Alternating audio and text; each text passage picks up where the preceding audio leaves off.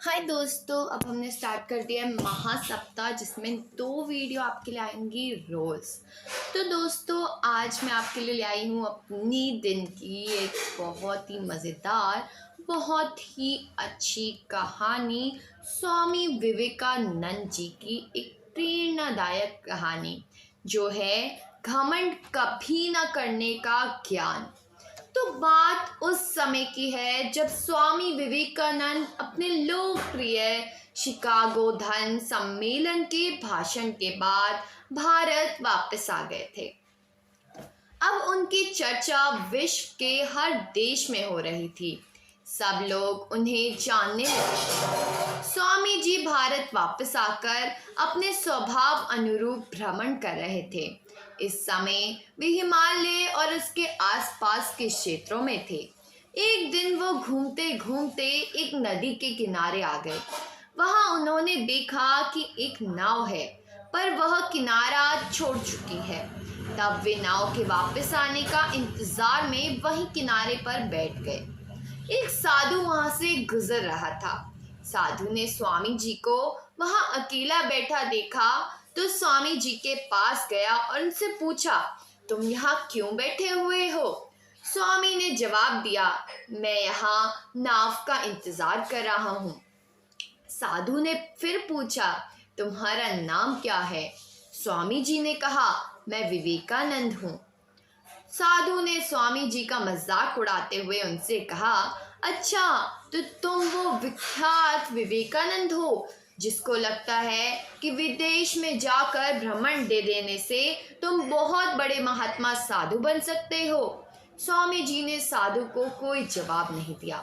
फिर साधु ने बहुत ही घमंड के साथ नदी के पानी के ऊपर चलकर अपनी शक्ति का प्रदर्शन किया।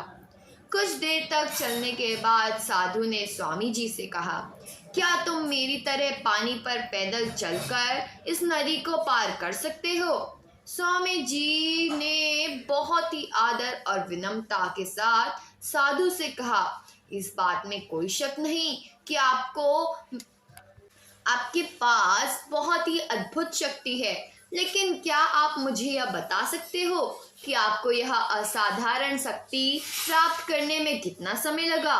बहुत ही अभिमान के साथ साधु ने जवाब दिया, यह बहुत ही कठिन कार्य था। मैंने 20 सालों की कठिन तपस्या और साधना के बाद यह महान शक्ति प्राप्त की है। साधु का यह बताने का अंदाज बहुत ही अहंकार बड़ा था। यह देखकर स्वामी जी बहुत ही शांत स्वर में बोले, आपने अपनी जिंदगी के 20 साल ऐसे विद्या को सीखने में बर्बाद कर दिए जो काम एक नाव 5 मिनट में कर सकती है। आप ये 20 साल निर्धन बेसहारा गरीबों की सेवा में लग सकते थे, या अपने ज्ञान और शक्ति का प्रयोग देश और देशवासियों की प्रगति में लगा सकते थे, परंतु आपने अपने 20 साल सिर्फ 5 मिनट बचाने के लिए व्यर्थ कर दिए। ये कोई बुद्धिमानी नहीं है। साधु फिर सिर झुकाए खड़े रह गए और स्वामी जी नाव में बैठकर नदी के दूसरे किनारे चले गए। तो दोस्तों, कहानी से सीख मिलती है कि ज्ञान और शक्ति का सही प्रयोग बहुत आवश्यक है। किसी शक्ति को प्राप्त करके यदि हम उस पर घमंड करते हैं तो वह मूर्खता है। शक्ति का सही जगह पर सही इस्तेमाल करना ही वास्तविकता में बुद्धिमानी है। तो दोस्तों, सुबह की कहानी तो यही थी। पसंद आई हो तो वीडियो को लाइक करना, चैनल को सब्सक्राइब करना और शेयर करके सबको भेजना, जिससे सबको पता चले कि हमारे स्वामी विवेकानंद जी कितने महान और शांत स्वभाव के आदमी थे।